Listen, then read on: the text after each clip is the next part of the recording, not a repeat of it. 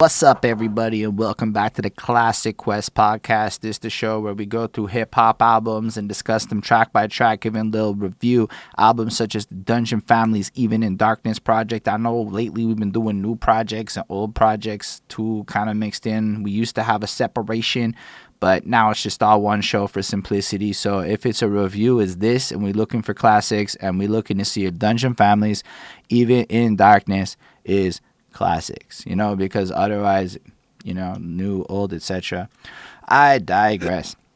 As we move through this, we'll talk about each song. My name's Holden Stephan Roy. That was a sloppy intro. I know Dungeon Family fans. It is what it is. I was out last night. This is slightly hung over me. My name's Holden Stephan Roy. I am your lady.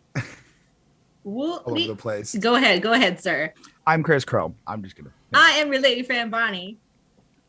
Right, and we're all here to talk about Dungeon Family's Even in Darkness project. I promise it's either going to get way better or way worse for you, depending on your personal taste. That's just the vibe of today. On that note, we are live on Twitch, twitch.tv/BehindThatSuit. If you want to come join the fun, Sundays around noon Eastern Standard Time, we in Montreal. So we wanted to start off all of our reviews letting you, the Dungeon Family fans, I usually replace that with whatever artist it is, fans, to, talk about why we're talking about the project in the first place, so you have a bit of familiarity. Why are we talking about it? And so I figured we would start with Chris and Bonnie. Their little familiarity with the Dungeon Family coming into it and their expectations a little bit. Are they, their pre-listening vibes. So Chris, let us know what you thought. So you hit me up. You're like, we're doing this for Sunday. Make a thumbnail. So I was like, all right, this is what we're doing. I know the name Dungeon Family. I know certain artists are from it, like Outkast. I know Future's part of it. I remember Killer Mike mentioned it on somewhere before. But a lot of like the whole group, I don't know. This is why we have to talk about this project, y'all. Do you see what just happened here? Anyway, let's keep going. When I did my first kind of listen through, and I'm only bringing this up now because there's like a lot of real-time relevancy in this project. We've had like certain combos just off cam with me and Bonnie, me and you. Like some of those topics also came out as well.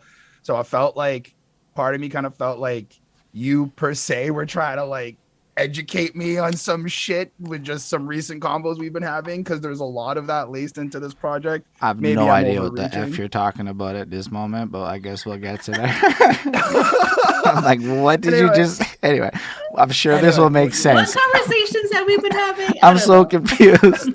Bonnie, how do you feel about the Dungeon Family coming into it?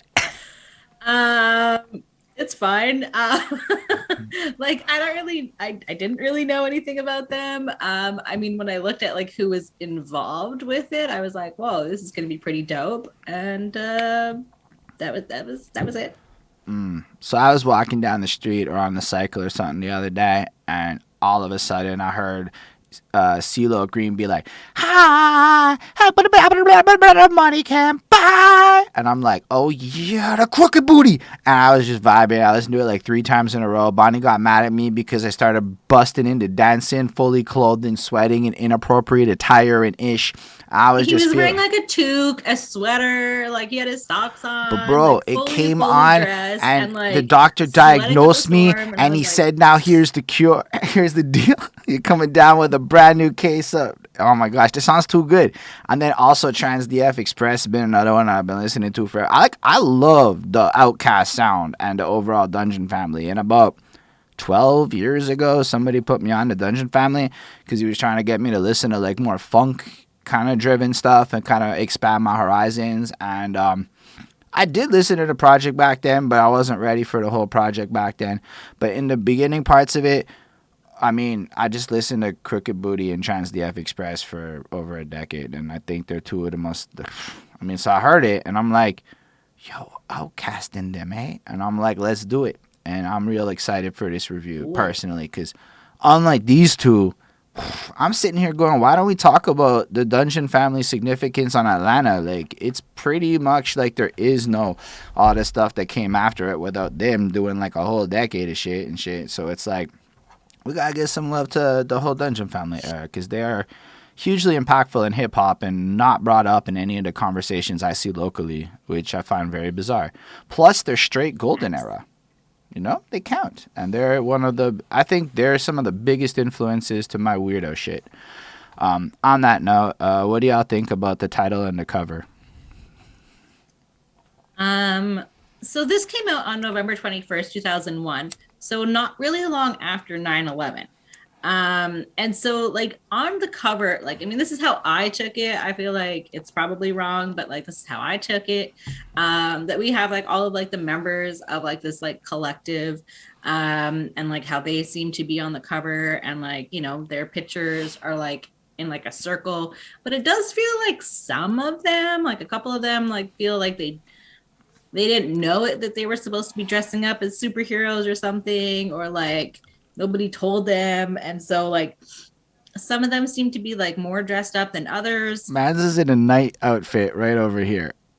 Like it's a very weird eclectic mix of pictures that are like kind of compiled together.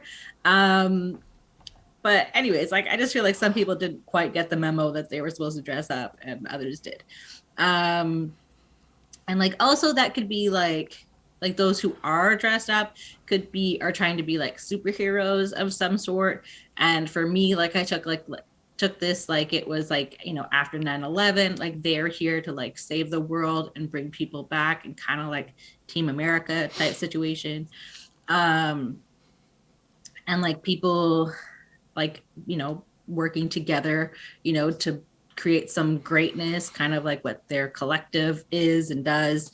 So it gets kind of cheesy, like the picture and everything and like what they're trying to do, but it's also like kind of all right, like because of, I mean, I just took away from like of the times, and like also like the title, Even in Darkness. So like that kind of made me think it was like a reference to like the dark time that they were in, like in history.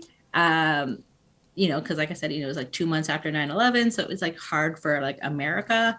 And like, even though like times are dark, they can come together and bring the light, and bring like some fun into like the misery, I suppose. Like that's kind of what I took away from it. I don't know if any of that's accurate, but that's what I took away from it.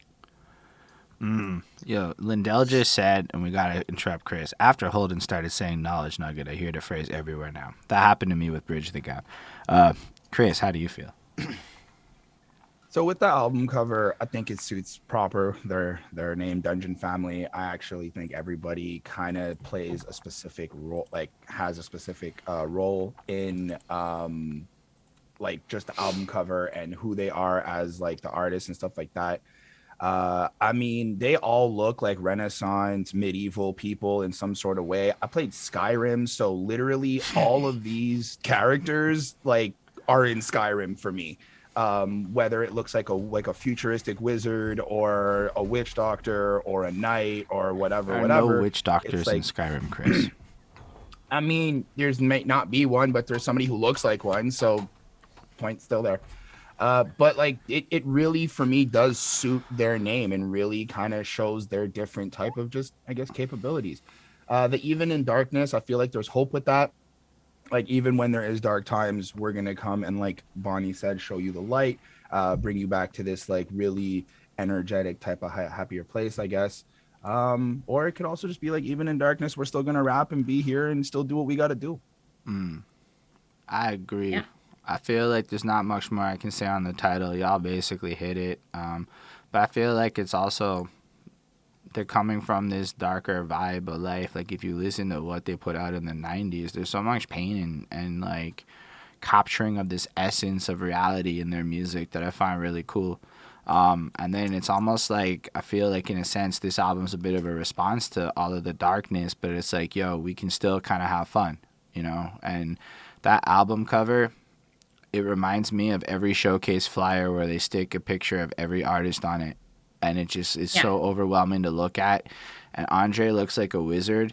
And then Big Boy got an axe. And then usually I don't look at the rest of the picture. Like I couldn't even tell who like some of them were. And I like tried really hard to like identify some of them. And I was like, I don't know who these people are. CeeLo's at the top with the black cape and the glasses. Yeah. But Andre 3000 looks like a futuristic wizard. I just said that. Anyway, all I'm saying is that they're all up there doing it. I love the personality, though. That's the thing. It's like, I wish people were brave enough to be cool like that right now, because people be wilding so hard and trying to be serious. Like, even at this show, like, I be fucking mashing up, dancing like I don't give two shits. Go laugh at me, whatever. It's cool.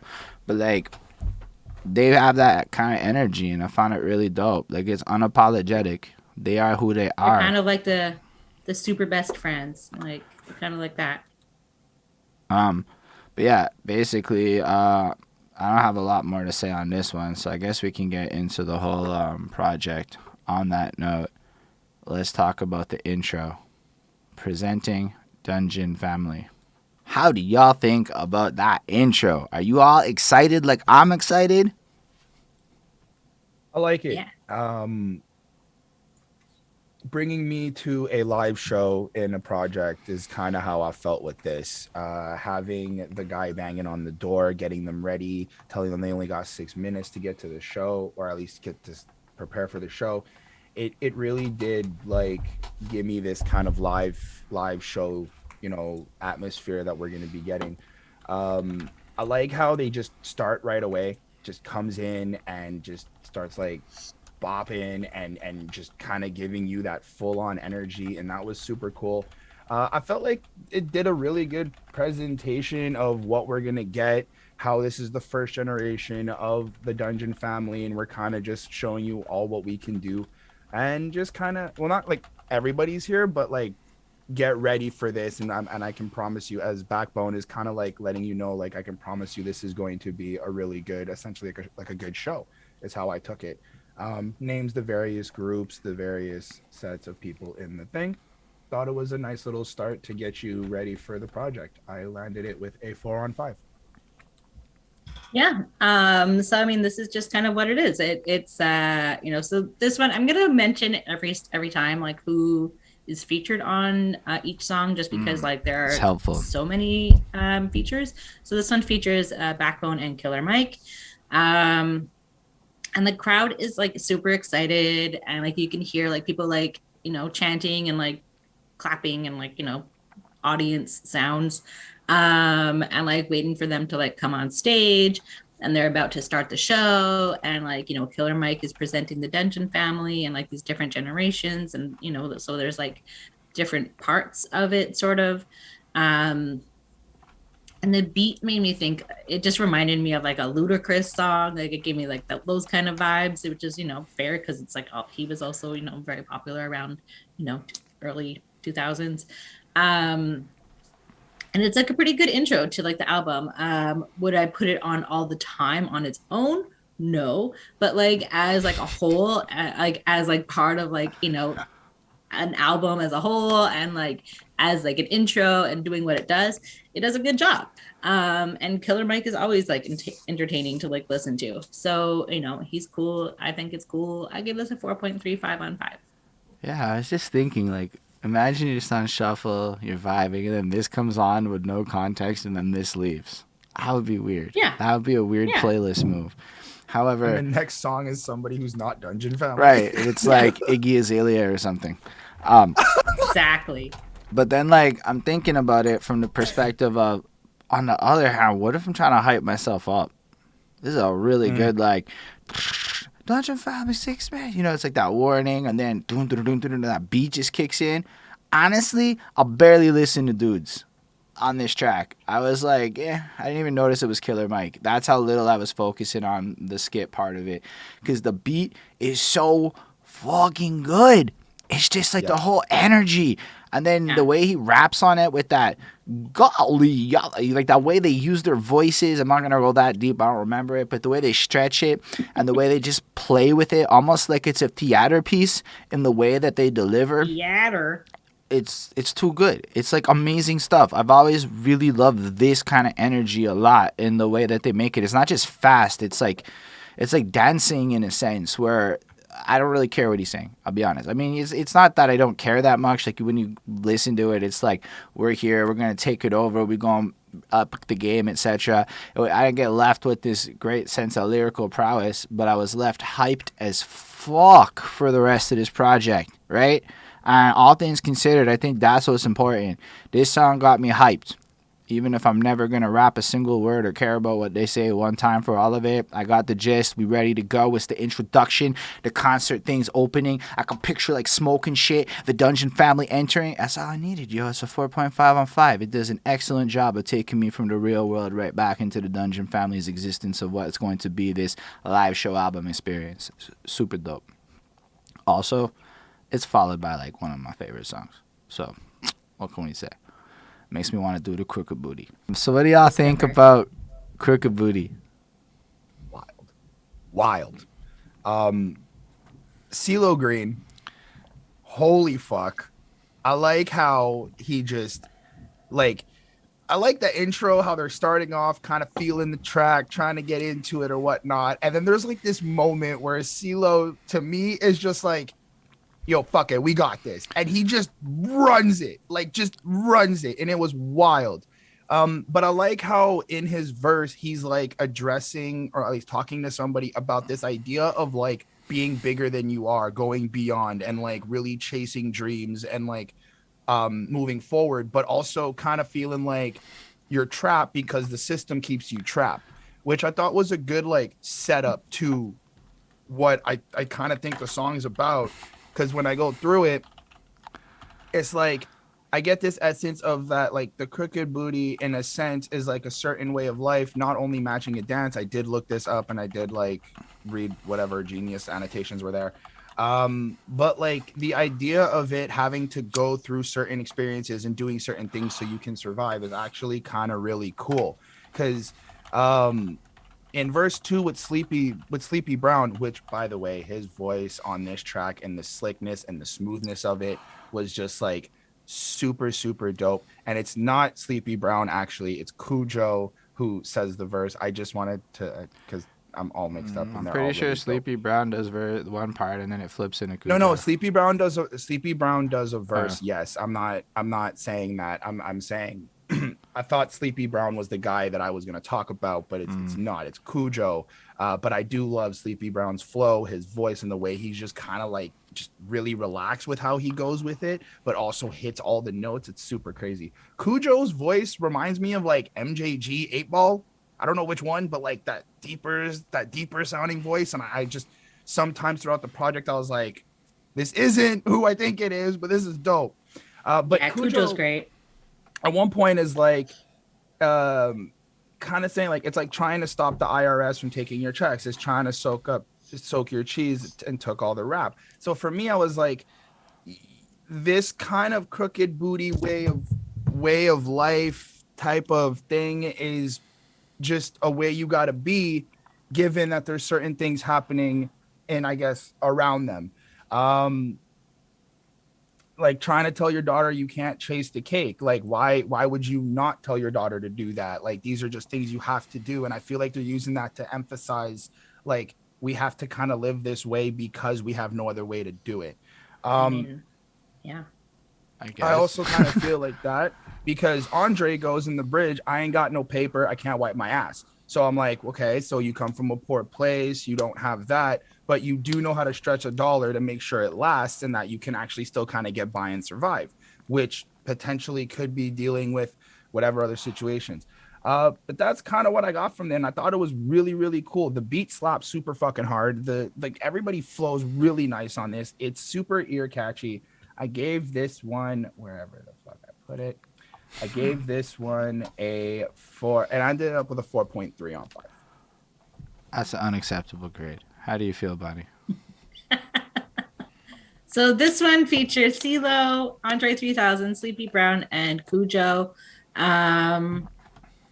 They're all super dope. And like CeeLo was just like on like a different level on his verse. Like it was like so great. Like his timing is like so cool. And like what he's talking about is like, you know, interesting and like, you know, obviously like you know, talking about like issues and things like that are going on like where he's from and like what he's gone through and whatever. And Andre, great job. Everybody does a really fantastic job on this one. it's just like a really fun song. It's got such good energy. The beat is like phenomenal. Like, come on, everybody, do the crooked booty. Like, I don't really necessarily know what the crooked booty is, but like, it's obviously, I think it's like some like throwback to like a different style of dance or something. But I don't know what it is, but I feel like my booty is definitely crooked now. I liked the do do do do like in it because it made me think of like the do do do do that Chris always does. It's just a lot of fun. I think it's probably like my like favorite song on this album. So I gave this a 4.6 on 5. That's a better grade, but still pretty not good. But all right, we'll move on from that. This song's brilliant, right? Like, now I don't know if I'm right, but I guess I've thought about it a little bit here, and you've got this sonic landscape of joy and boogie in a sense, like hope, and it's like really powerfully optimistic and just kind of driving forward. Like, this is one of those songs that you would, like, in effect put on when you got to go grind or go move or get yourself energized, because it just fucking fuses you with energy. So you had the last track, it's like, come on, Dungeon Family, start the show, and it's like simultaneous to this super energetic vibe, they saying some really dark shit. You know, like, they are in a very poor environment. There's a lot of corruption and shit going on. So I feel like the crooked booties, like, you know, you got to be constantly on the move because life is not necessarily proper, but you have to just kind of get the best out of the music and just dance when you have the moments, in a sense, and just lose yourself to what you do have, this feeling, this emotion that comes via a great vibe that gets created on this positive energy tip. And then after CeeLo kind of contextualizes, I believe, what like the energy they're trying to give off is, it just kind of flows into the culture of where they're at. Like, we don't speak proper English. When we walk, we strut our stuff. Do you know how fucking terrible the North is to how the South speaks English? Like, almost all of the mumble rap is because we make fun of Southern drawls. That's a fact. If you really look into it, you might not believe me, but half the shit you call mumbling is just the way Southern people speak. And it's kind of like low key, like Northerners be a little bit on their asses a bit, thinking we know some shit because New York sounded away. So it's like, we don't speak proper English. When we walk, we strut our stuff. Like, keep in mind, like, they just came off of what, this huge run of pushing the South and the culture of where they're at and shit. And that line just stuck with me so long. Like, the way people act like grammatically correct English is the only diction that is acceptable is fucking wildly weird. Like, I easily speak 3 versions of English, and if you only speak proper English, you're a cornball in my eyes. Like, that's the lamest English there actually is. And it's like, okay, cool, you can speak correctly, or you can load your shit with jargon. That's not cool. That's just like regular. But the fact that you can like create an entire style out of English and speak and communicate and be clear, that's wild shit. And it's really cool, just everything about it. So, like, you know, they act like life is gravy even though it's so rough. Like, that's so relevant to now. That's basically what everyone's doing these days, you know?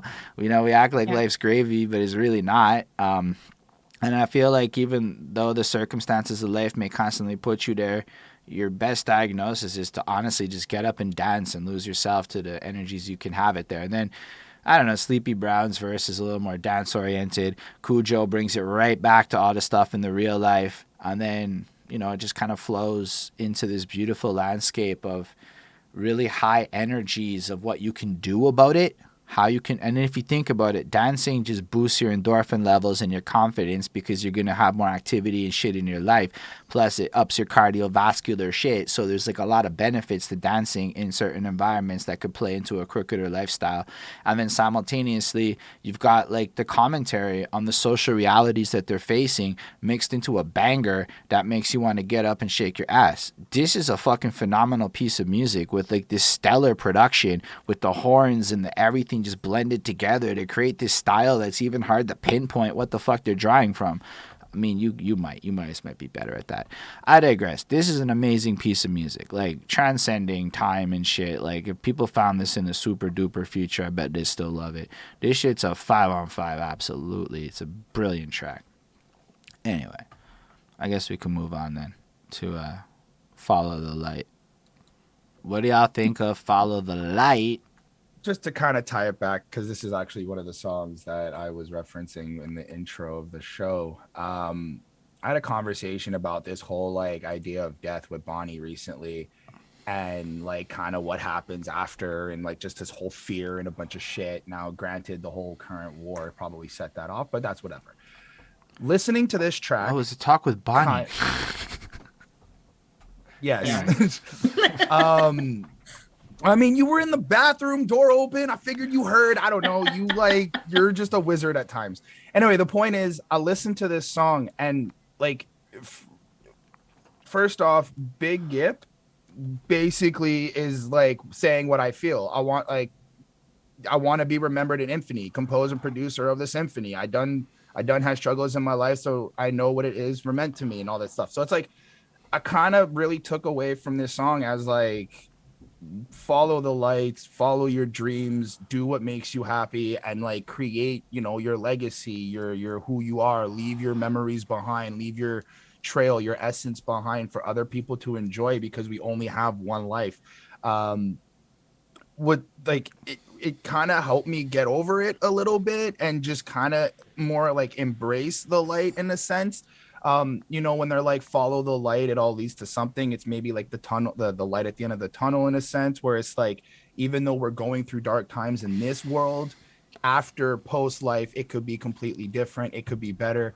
That's kind of how I looked at this. And this is like, and even CeeLo Green's verse, it's like, you want your mind blown, look, we're all alone, and it just stops. And I'm like, that is really cool how you're just like full on saying like, this is the truth, this isn't like anything to deny. But the moment that he just stops and takes that pause to kind of have you reflect, and he's like, just follow the light, like that positive type of messaging, like just be inspired by these good things or whatever it is.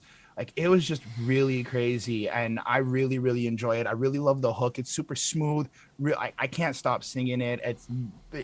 I don't know, man. This is like, I probably put so much more into it of like personal feelings just by the way it was made and the way the beat sucked me in, and just the way that like just what they were talking about.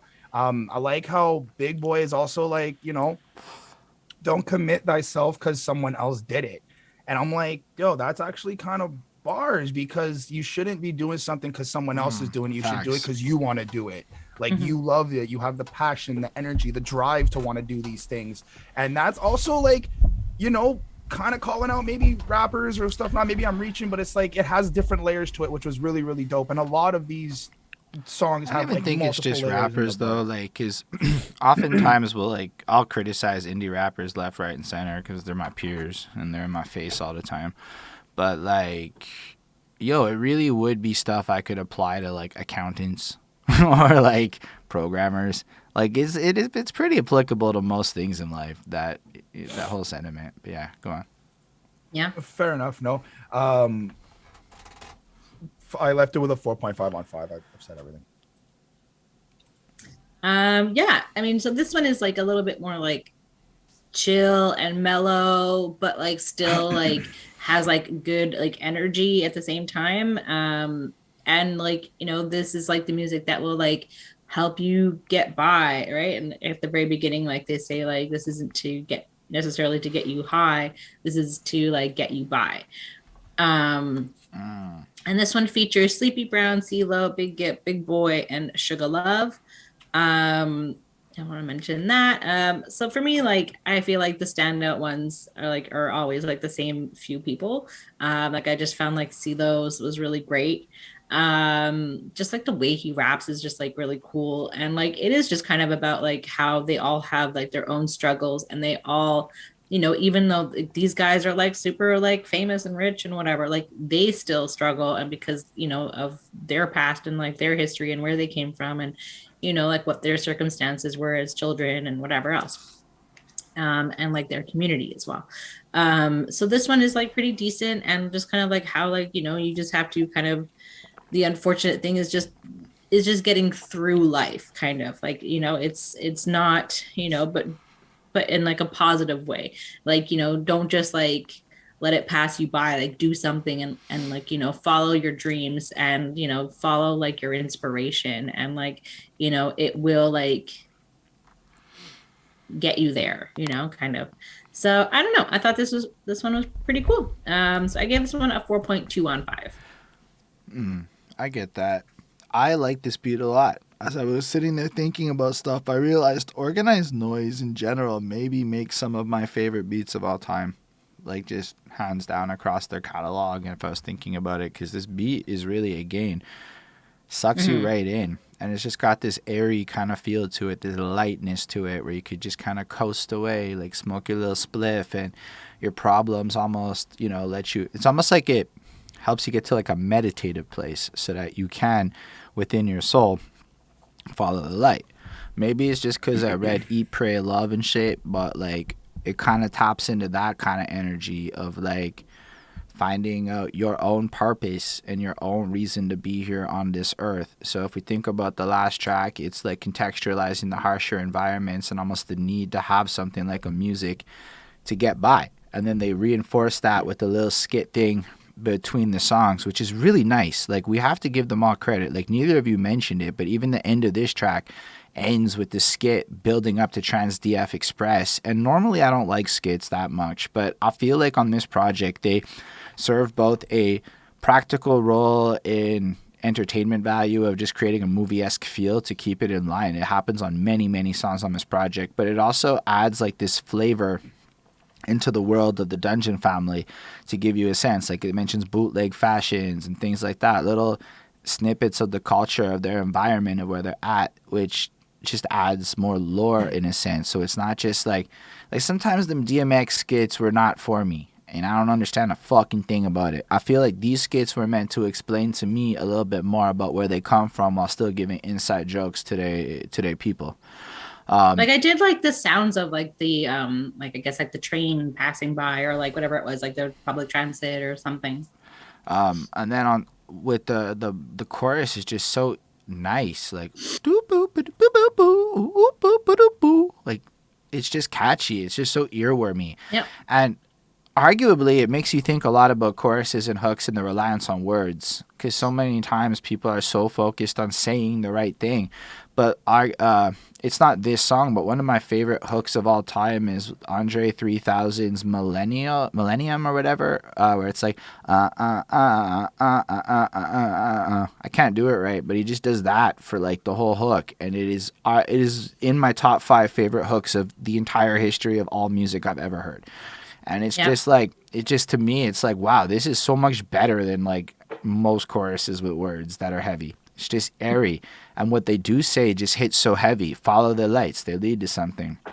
And then if you listen to their verses, I feel like you said, it kind of taps into their own individual struggles and their own desires and paths forward in a more spiritual sense, to trust in like a higher power of some kind to guide you where you need to go. And I think it's really interesting how it's not like so religious-y. I mean, Big Boy does take it in a more like Christian direction, but otherwise it's, you know, just kind of like find the God within yourself and find the light within yourself and find your own path, and don't bite styles, because, you know, people got to stop doing that. I feel like it was thrown in there, but I love Big Boy's flow and Big Gip's flow.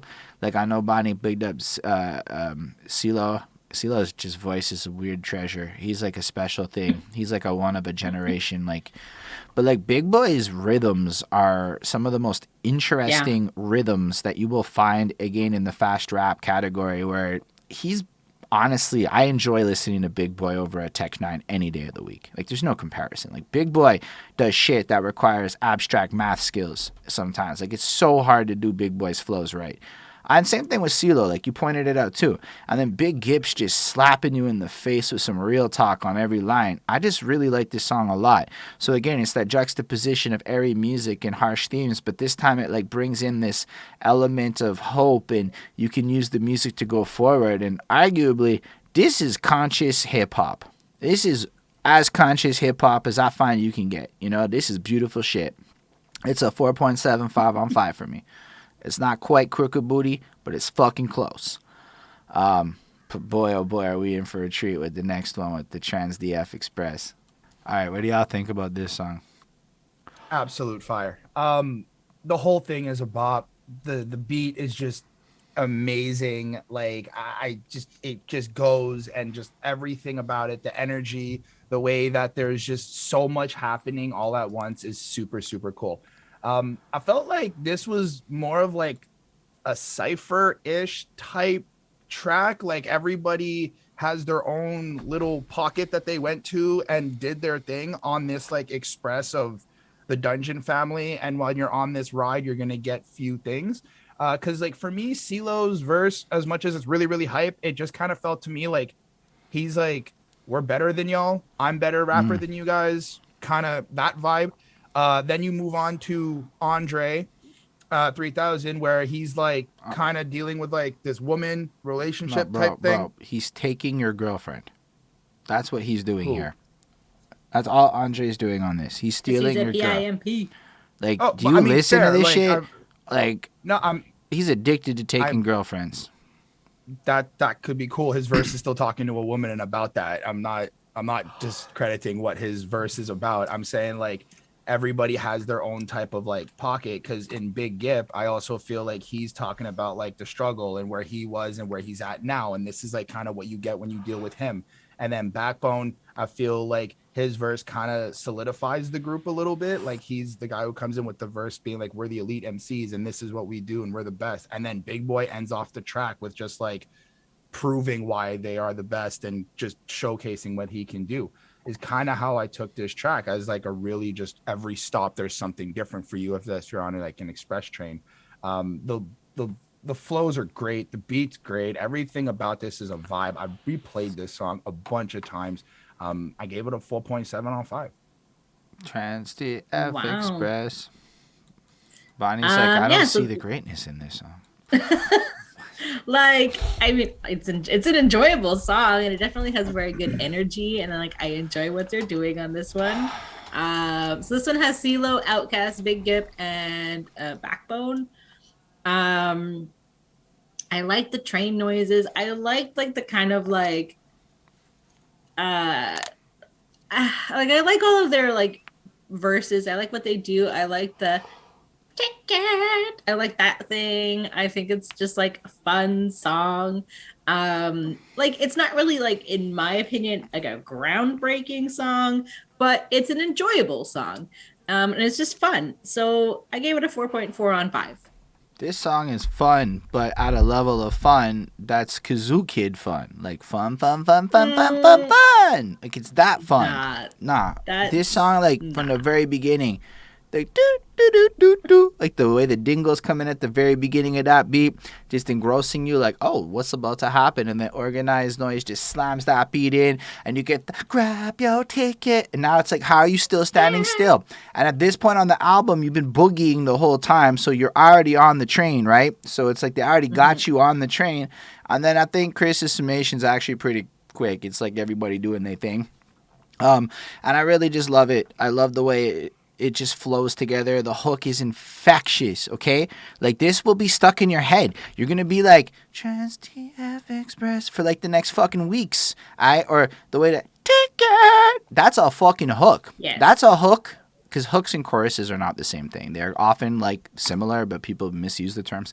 That ticket is one hell of a hook. Like, that is, grabs you in, you're done. And then just everything about CeeLo's flow is really hard. I tried to rap it on a story in Instagram the other day. I did not sound anywhere near as cool because, his syllable placement is actually ridiculously hard to emulate. Like Bonnie was saying, his flow's crazy. And his voice is like, it's like a fucking strange instrument. He's just an instrument. I just enjoy it. But one of my favorite lines is, but I wouldn't be amazing without God's amazing grace. That's a cool thing, because at the end of it all, with all the braggadocio, there's still a reminder that the humility is super important, and that with that humility, I can travel outer space standing in one place, because you can escape the environment. And so in a sense, it's reminding you that this is music to help you kind of transcend the dark times and stuff. Then Andre's fucking your girl. It's just what it is. I do like the I'm not running trains, but I got to thank for it. That was a good line, because they're on a train, and running trains is a popular activity amongst many people. I've never participated in a running of trains, but I guess I just was never invited. Fair enough. But like, that's a popular activity of which Andre's not into. I think you have to buy your ticket. I have seen ads for it. I'm not like there have been ads for that kind of thing that I've come across on the internet. But like, yeah, that's true. Andre be like mad, like romantic, and I really think that it's a good verse for him, and it really fits well, and kind of just catches you off guard, but also shows you how Andre can just rap about some shit like seduction and still make it harder than a lot of people's efforts to be hard because of the way he is as a person. I don't have as much passion about going on about the rest of the verses. They just ill. They just sound good. I enjoy listening to it. I remember being really excited that Outkast was on this when I first heard it. And then, I just kind of moved into liking this song a lot and listening to it. It's like a 4.75 to me. It's not quite a crooked booty, but it's sure damn well close. And I got to give all love again to the beats from Organized Noise. Like, I can't stress enough how much the production is what carries this shit. As much as the artists are ridiculous, I've heard these artists on other production, and they're ridiculous, but the way that this packaging and sound of cohesive style across these beats with this group of MCs, the way that they put it together in that fucking basement, like you hear this sound that I fucking love, and I'm very biased in his favor. So shout out Organized Noise. I think they're the real MVPs of this project. Anyway, I gave the grade and all that good stuff. We could move on to the next one, which reminds us of our friend Willie Scandals. On and on. On and on and on. So what do y'all think about this song? So for me, right, this is fire as fuck. They're all flexing. It's just energetic, super hype, just fast rap mixed with slow rap, mixed with all sorts of just craziness. It's amazing. I don't really have much to say about any of the lyrics. It just, I got too sucked into the beat and just really like engulfed in like just the energy of this whole song. But like what this did kind of give to me was like after TransDF Express, like if this was like a live show, the DJ's kind of still like everybody got off, and then the DJ's still kind of kicking it. So they're just like, yo, fuck it, let's rap. We're rappers. And that's what they just did. They just went on with the beat as they were going, keeping that energy going with the live show, which is kind of how I took it. Yeah, no, it's a 4.7 on 5. I'm leaving it at that. I can't, like, you listen to it, you heard it, you know it's fucking great. That's it. That's all. And you, Bonnie? Yeah, so this one features Big Boy, Witch Doctor, and Goody Mob. This one is dope. It just feels like, to me, like a classic Outkast song. Like it definitely like has like that like fun, energetic, good vibes, like great beat. Like all of it's like so good. Like fantastic like mixing and like scratching. Like I love that. Like it's always cool.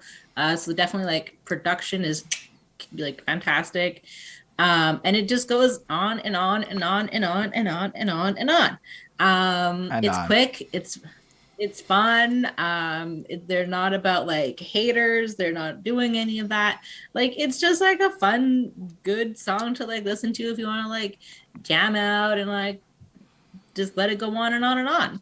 So I give this a 4.5 on 5. Yeah, this song's also dope. Like, we're pretty now 5 tracks in, and it's been consistent dopeness the whole way through it. This is produced by Earth Tone 3, which may explain why it's a little outcasty in the field, because Earth Tone 3 be Mr. DJ and Outkast as a production company. So it just is Outkast on the beats. So it makes sense a little bit, which I think is cool because it's upbeat.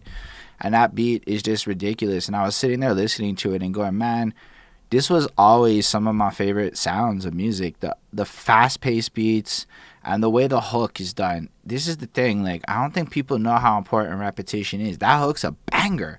It's what? And on and on and on and on. And he repeats that. And it's an obnoxious level of repeating it. And then he links it in and the beat goes and it just comes back again. And it's just got this call and repeat feel where you can just picture the entire crowd fucking singing that shit by the end of the first time they hear this song. You know, like it's so perfect for a live environment. This is brilliantly done. That's stuck in your head too, which is important. Each of their verses just has their own distinct flair and style. And like Chris said, it's like this mix of fast and complicated rhythms with slower vibes and energies. And overall, it's just painting the ambiance of who they are and what they love. Like, I now know what white guts, white wall tires, and white paint is, because at this point I've learned about car culture enough to know how little I know about them lacks and shit. But it really is just kind of them unapologetically being themselves. Because keep in mind, in the last tracks, they were kind of saying, go be yourself, go put yourself forward. And this feels like, after saying all that, they're showing you what their best foot forward even looks like, and they're coming with this intensity. And I love Timo's line, Southwest rider, deep like a diver, rich like Pryor, because that's a cool line, because he's rich, like, you know, like famous, whatever, money, but also there's that conscious element of being like a cultural figure. Like, the aspirations set are fucking high. Plus, I think it's our first time hearing from Timo on this part of the, you know, on this project. Cujo kills it. Everybody kills it.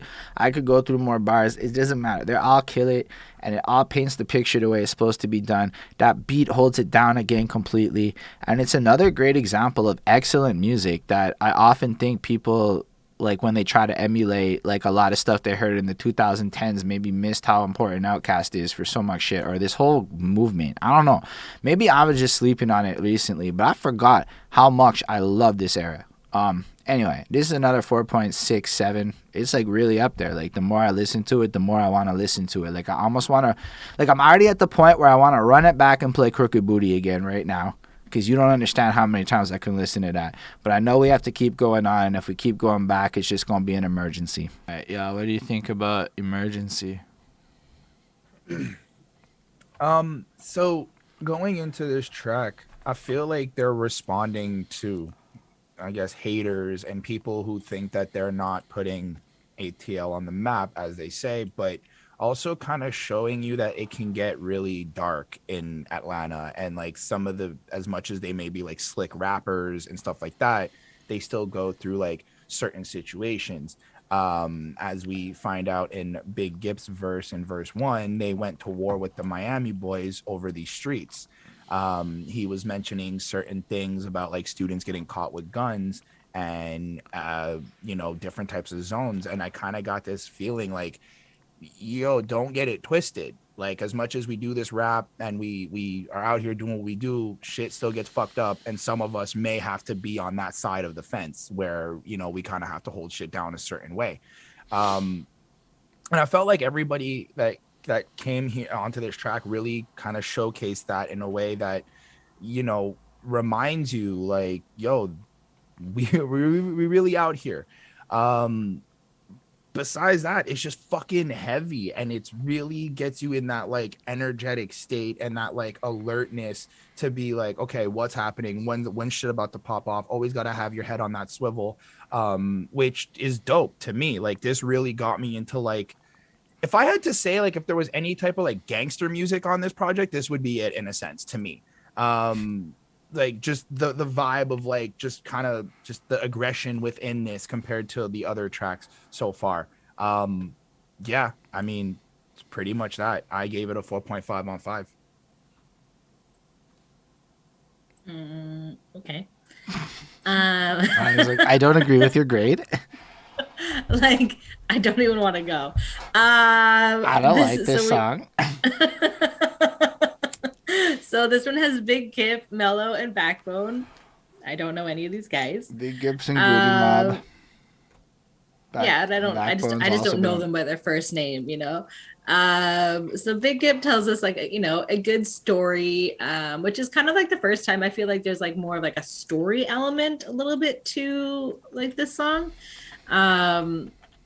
Or at least his verse. Like, I didn't really necessarily find like any of these guys super like captivating. Like, I just like found that they did their part, but like I didn't find like it was like, I don't know. It just wasn't like, I wasn't attracted to like the sounds of like their voice necessarily so much. The beat was really great, but like it was also like not like my like favorite beat on here.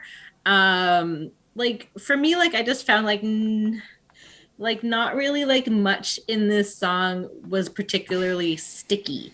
And in that sense. Maybe it's because of like, you know, what Chris said, like it's like the first like, you know, gangster song or whatever on this album. And so maybe like I'm just not into gangster songs apparently. But this one was not my favorite. Although it like I liked the beat. I just didn't really like the performances that anybody did, unfortunately. So I gave it a 3.8 on 5. I mean, I would say this song's hard. It definitely is hard. I feel like they're just kind of showing that side of them, and they're like, yo, don't get it twisted. We do represent where we come from, and we are tapped into this other side of life, and we do understand some things. But I feel like, you know, Big Gipp's verse taps really into a very direct socio-political thing, even down to like referencing specific shit, like Wayne Williams interviews, etc., right? So it's like, we are Atlanta. And then I feel like the Mello Capone verse was super interesting, right? Because it's kind of describing a bit about how the Atlanta scene has the Montreal problem, has the pick your city problem. You know, like that's basically what I took from that verse, where it's a bunch of salty rappers mad at some shit, a lot of people not offering support or whatever.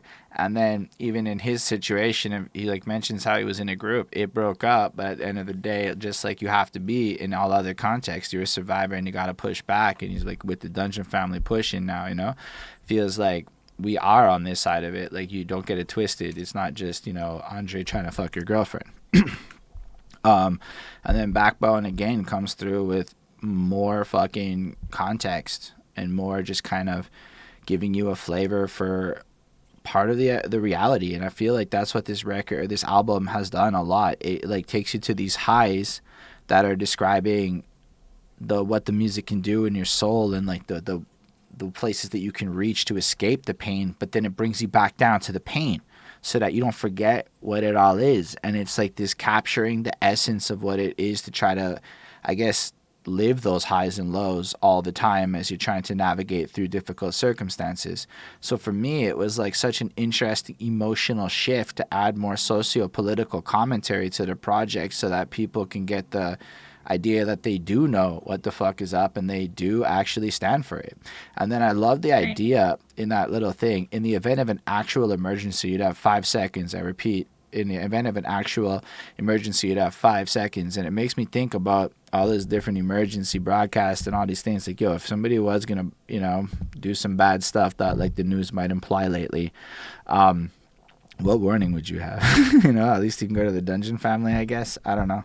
But that just made me think, and it has this dystopian feel that there is this state of emergency, at least in the psyche of people, that requires this album where it's giving you a little bit of a way to get by through it. And I think it's important that they can tap into that energy as well.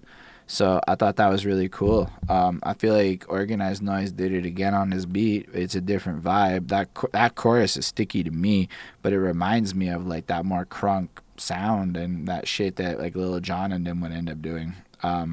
So I really fuck with it a lot. It's less a song I'd go back to personally compared to some of the other ones. But if I was in a bad mood or something, or like I needed a certain vibe, yo, it's on this album and it's there for me waiting, and that's really impressive. So I'm gonna give this a 4.4.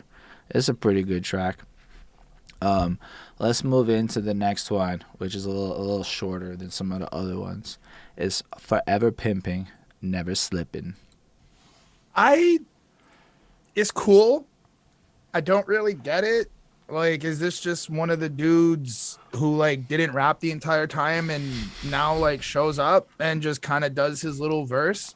I am a little bit curious to why on Spotify it's just the instrumental and then on YouTube there's an actual verse. So that's kind of weird. Like, there's no verse on the Spotify version of this song, which kind of tripped me out. I don't even know if the correct version now has a verse. Yeah, because I went and looked it up after too, like just to compare and make sure, because I saw it said featuring Cool Breeze. So like I went and looked it up on YouTube, and it was also just the instrumental, and I was like, I don't know what's happening here. All the versions of this I found had him on it on YouTube. Oh, well, yeah, on YouTube have him. That's where I went to go listen to the song. I'm saying Spotify doesn't. I don't know why. I never thought about it because I didn't listen to it. I don't know. It really blew my mind because like I did a couple run-throughs this week of the project, and I was like, oh, they gave the DJ a nice little part to just shine and do the beat DJ thing, like, you know, classic. This is dope. Bro, and I've been sitting there all week being like, yo, so don't call me Cool Cutter, just call me Mr. Bitch, and that's the only thing you're gonna call me from now on, okay, Mr. Bitch. I'm like, which is a really fire line. It's a really fire line. And y'all are just listening to an instrumental. Yeah, like I would. Oh my gosh. I would like do other shit, whatever, and then just play the album, and then the instrumental comes on, and I'm just jamming, and then I come to review, and I'm like, wait, there's lyrics? Oh fuck. But I still don't know what the song is actually like about, besides this guy who is like, don't call me Cool Cutter. I'm this. I'm not who you think I am. I'm this. I'm better. I'll still fuck you up. I'll still rap better than you. Is dope. I guess is dope. There's got to be some relevancy. I tried to look up Cool Cutter, if that was a thing, if like that was somewhere I could find on the interwebs. Either way, I gave it a 4.1. The beat's dope. How did you feel? I mean, I just thought it was an instrumental, like from like, cause I looked it up on YouTube, like I said, and it was also just an instrumental, and I was like, okay.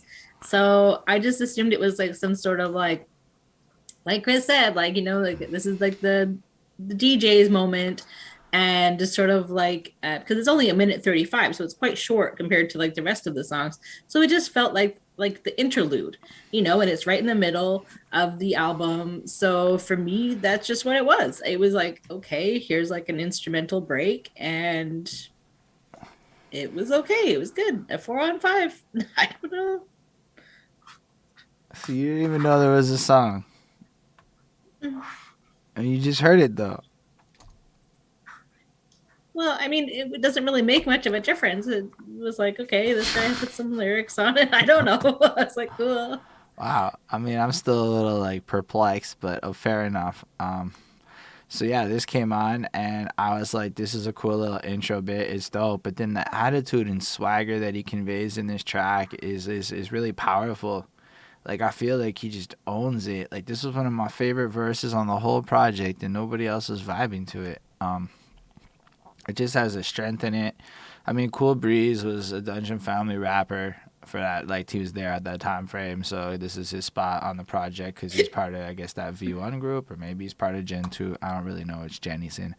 But I thought his verse came proper. I love the Orville Redenbacher because everything going pop bars. I love the way he ends the verse. I love the strength of it. I'm pretty sure it's Andre. I could be wrong on the outro part, but just get off your ass, get on the grind, forever pimping, never slipping. That's how it is. And I started thinking about like society and stuff and how most modern marketing is effectively leveraging pimping tactics in order to get people to like follow your shit. Like if you really follow Gary Vee in them, it's how to be a pimp on the internet. I know like nobody wants to put it like that, but when you really run through both the front end and the back end of their business models and shit, it's just all over, right? So not a whole world forever pimping, that's what it is. And I think it's in a sense like if you're going to be in an environment of pimps, it's almost like you got to be a pimp. Like, I don't know. Yeah. Like you have to think in that way, you have to understand it. And I feel like he just comes through and drops one of the hardest, and his delivery is just so pristine, and I really enjoyed it a lot. This is a really cool song for me. I gave it a 4.5. I really liked it. I mean, I felt it was also kind of interlude-y, but just like with the verse and the outro chorus thing, and it was nice. So, yeah, let's move on to a song that's not actually 6 minutes, but 6 minutes, Dungeon Family, it's on.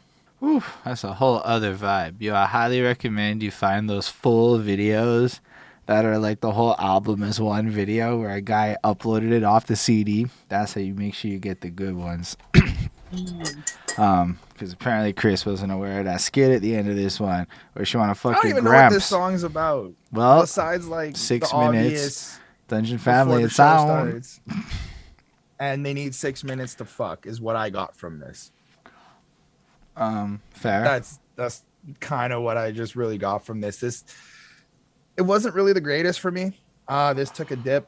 It's still a 4 on 5. Like, it's still good. Production's great. The flows are nice. The bop to it is cool. But I don't know. I was just like, is this a play on the fact that like the first song is like you got 6 minutes to start, and now they're kind of explaining what they did within that 6 minutes? or am I off? I don't know. It sounded cool. It had a certain type of vibe to it, but it's one of the lower grades I gave. So 4 on 5. How do you feel, Bonnie? Yeah. I mean, so this one has Big Boy, Witch Doctor, Goody Ma, Backbone, Cool Breeze, and Big Rube. This one has like a nice flow and beat.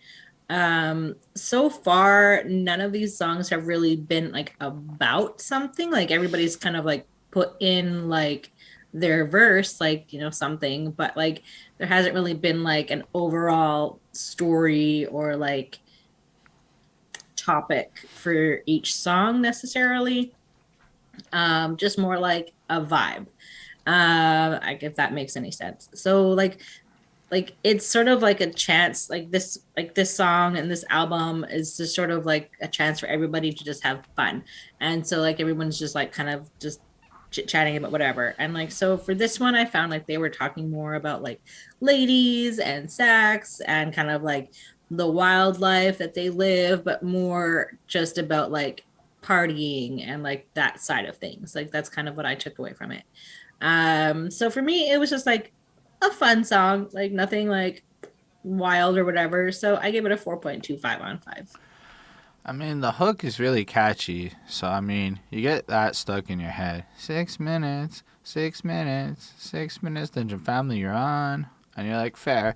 And I feel like this is meant to be like a bigger posse cut of the Dungeon Family coming through. And instead of being like more intense and hard, like we've gone through some darker subject matter. And now we're back on some airy, bubbly, like let's get back and having a fun time with it. And I mean, the verses are cool, and individually I like enjoy like bars that'll pop up here and there, and the overall swagger that they all put through. I kind of get where Chris is coming from, where it feels like some of these dudes be saying, yo, in 6 minutes I'm gonna fuck both your girl and your whatever, and like, you're like, okay, fair enough. But I don't know, I just felt it was more like we're gonna show you how in just this little bit of time we all got this swagger, and we're gonna capture you with that. And when Dungeon Family's up in here, it's on. We make it lit. And this is how each of us come through and make it lit. And we either have the successes or the you know, we're seducing your girl or whatever. I don't know. I really enjoyed listening to it, but arguably it's not my like favorite on this project. It does feature a lot of them. And I don't really have much to say about anything except that Cujo's verse is pretty fucking amazing on its delivery. Cujo and Timo together back to back, that was a really solid part of this song, but I found the rest of it kind of meh. So I'm going to give it a 4. Even the beat, I mean, I get it. It's nice. The hook, it's all nice. But even like CeeLo, I could barely understand him a little bit. It felt like he was like slurring. Like, I don't know. Maybe everyone was just fucking faded and this came out of that. Either way, it's okay to not like everything. The next one had a surprising feature that caught me off guard, but I really enjoyed finding that person there. So let's talk about White Gutz. So how do y'all feel about this one? This is a car song. Facts. That's literally all I said to myself while listening to this. I was like, well, this is a car song. And unfortunately, your boy Chris Chrom is not really like a car person. So I don't particularly care as much. But what I do appreciate about the song is how they're like storytelling and building the imagery of these cars and how they like, you can kind of see what they look like in a sense. Maybe just because I have a crazy imagination, but whatever. I like that. That was really, really dope. Like when Gip was like sitting on 400 wides, that's what they love. Instead swinging from the mirror, that's what they love. I was just like, I could picture them just like sitting on big rims and just having the incense in the mirror. And like, it was also cool to see Bubba Sparxxx. Only because I know like that one song from him back in that one time of whenever the fuck I heard it. And it's always cool to kind of, yes, that song. I never followed him after that. Never really paid attention to what he did. It's because all this shit came before that.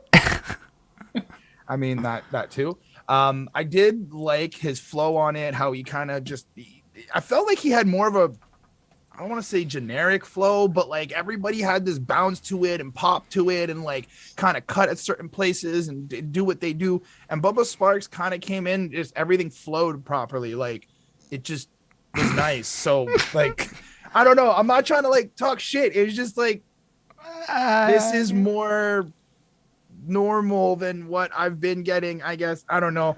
But yeah, it's a cool car song. I think what Chris is trying to say is the white guy had a less wavy flow. He had a lighter version of the flow. But it's still dope. Like it's still a really good song. I do enjoy it. I like the vibe to it, the bop, but it's a 4.2 on 5. I'm not really a car dude. I agree with you. He did have a lighter version of the flow. Like when you hear Bubba Sparxxx next to Big Boy, you're like, damn, it's like really like on beat in a way that's different. Like really like perfectly lined up, you know, like really cleanly delivered and no disrespect. I like Bubba Sparxxx. Like I had the Deliverance album at one point back when I owned CDs, and like, come on, Ugly? Psh, Ugly's a banger. I'm sure Chris even knows Ugly, but doesn't know he knows Ugly. But like, yeah, I mean, it was exciting to get Bubba here. Don't get me wrong. I liked it a lot. I think the verse is cool, but now that Chris says it, I can't unhear it, and it's kind of true.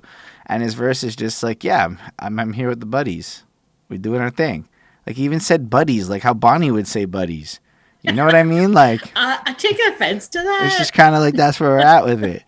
I really enjoyed Big Boy's flow, though. The reference to So Fresh and So Clean made me be like, ain't nobody dope as me. And then, like, he just describes being fresh and clean through the rest of the verse of everything.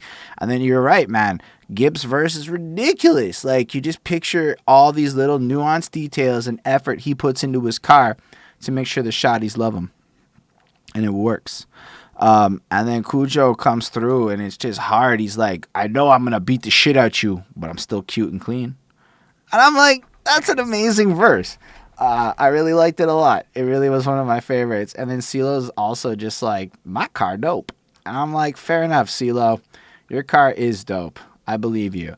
And then it's like, they all like their Cadillacs. And I'm sitting there going, I just want to go on a bouncy car. Like, one day I hope somebody invites me to a place with bouncy cars so I can be in the bouncy car. Like, that's just because I want to know what this sounds like in the car. Because right now it's hydraulics. Like, bro, I live in Montreal. People ain't got. Have you seen the fucking roads out here? It's garbage line. Nobody fucking on bouncing cars in the fucking city here. I've been to some car places in Montreal, like some car meets and shit. And I know that people have like. They're bouncy cars, but they're no bouncy. No. I haven't seen bouncy cars. I don't think it's like street legal. Like I'm pretty sure that like it, because neons, it's like not street legal, but you can hide it pretty easy by just not turning it on. But like the bouncy car shit, I'm pretty sure is like you lose your car type shit in Montreal. I might be wrong, but like they just don't allow certain things. I'm certain people have it, but not one human has invited me to a bouncy car since I've put this into the universe. So I'm just gonna keep saying it till I'm in a car bouncing. I like this song a fair bit. Both ways. The chorus hits off time. The outro hits like this off time. Even though like fire breathing meaning shit, it all feels like there's like no adherence to off time. I think that's what it is. It's the way Big Boy is able to handle not being on time, followed by Bubba Sparxxx being so snug in the pocket. Anyway, this sounds a 4.5. I like it a lot. It is not my go-to, but like when you're this deep in the album, it's really cool. It's a fresh topic, all things considered. And would it really be a project from the South without a love song to cars? Like, would it be? Like, they all have the love song to cars. And as a guy who's not into car culture, I go through this every single time. I don't even like cars up here. I couldn't give a shit. I'm a psycho motherfucker. I'm the one y'all complain about. Anyway, I'm going to keep on rolling with my pedals. All right, what do you think about this one? So this one has Andre 3000, CeeLo, and the Society of Soul. I like this one. It definitely has like an old school vibe, like kind of like 60s-ish a little bit, with like the shoo bop, which I really enjoy.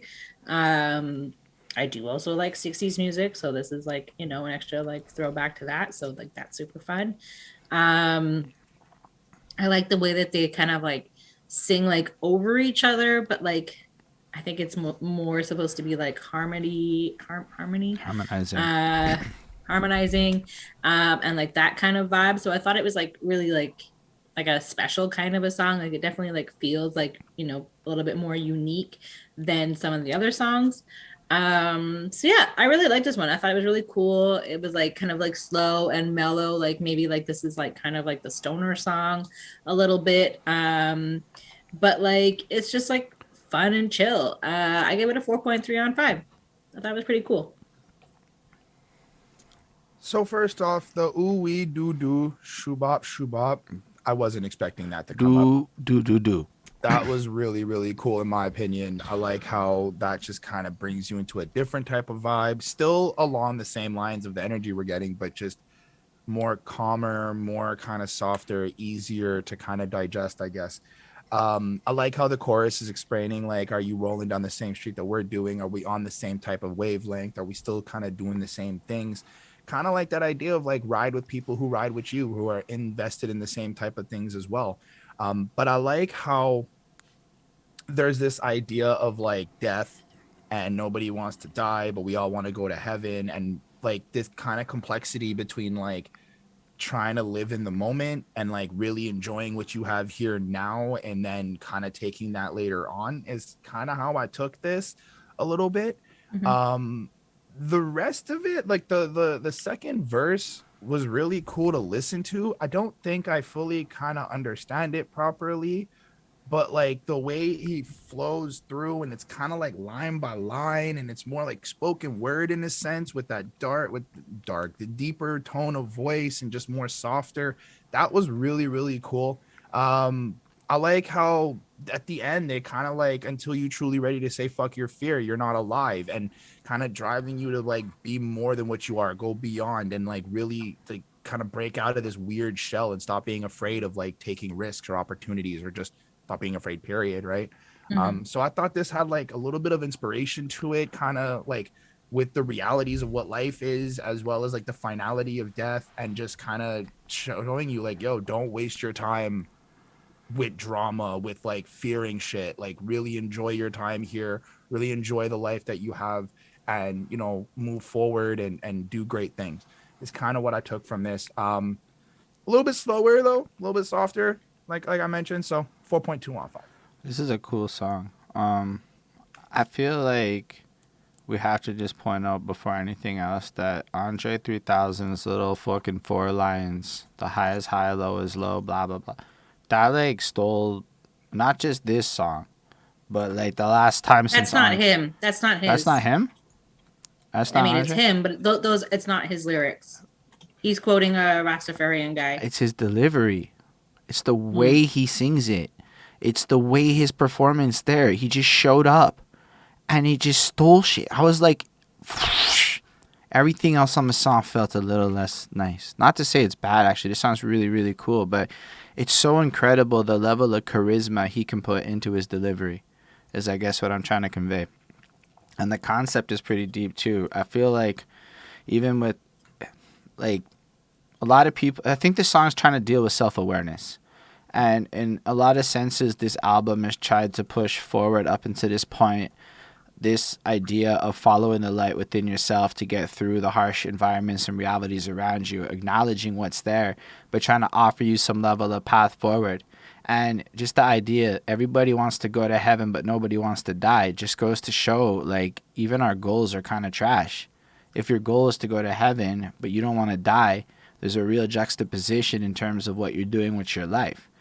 And that's even a commentary maybe on the way Christianity has influenced so much, and so many people alter their habits and behaviors in order to kind of fit this middle-class normative, especially where we're at in Quebec. There's a huge Judeo-Christian fucking influence on our legal system and our cultural attitudes and the fake puritanism and all of this shit that you see all over, right? So a lot of people do adhere to certain codes and things that kind of are weird, because when you think about it, they're not real. And it's like, I say that because immediately after that, it's like nobody wants to do the don'ts. Now, what are the don'ts? The don'ts are the things that are supposed to be wrong as prescribed by what? Sins. So there's like that, it's like alluding to the religious control, but it's bigger than that. It's just the fact that there are all these lines and prescribed paths in society that one's supposed to follow. And Andre 3000 in general is empirically qualified as top tier weirdo level. And I mean that with all respect. He can do what the fuck he wants in life forever.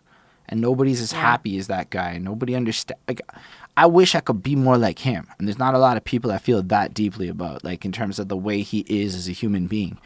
But nobody wants to color aside the lines, and nobody wants to try. And I feel that in my soul as I like traverse through this world, and I really do try to. I don't really follow the lines that well.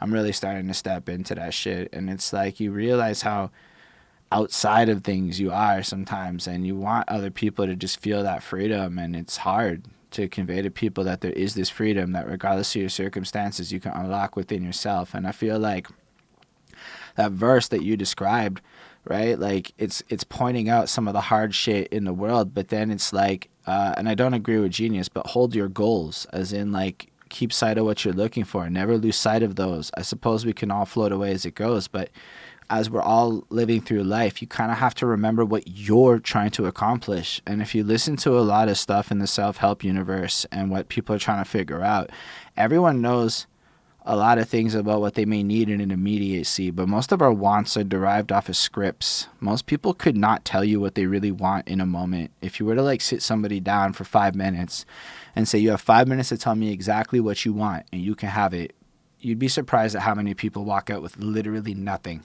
because they could not find something that they really want in that 5 minute period that they really want, because they're so used to shit. Like if there was some caveat, like if you pick some fake shit, you can't have it, you know, like people would not do well. So I feel like it's meant to be this inspirational shit. And then I think it's CeeLo in the last verse that like is basically like you said, fuck your fears. You have to kind of get over that, ride the roller coaster of doubt and uncertainty.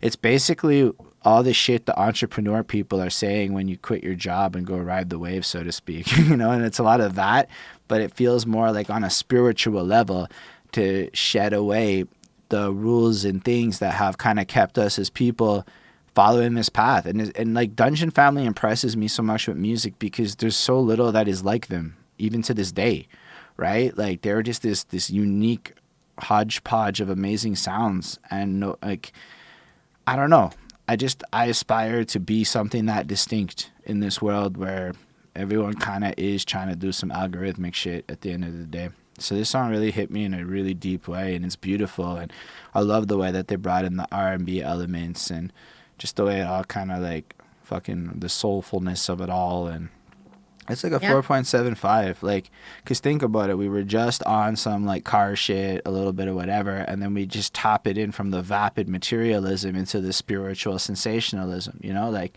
it's kind of, like, interesting how they're tackling all these different elements of being people on this album.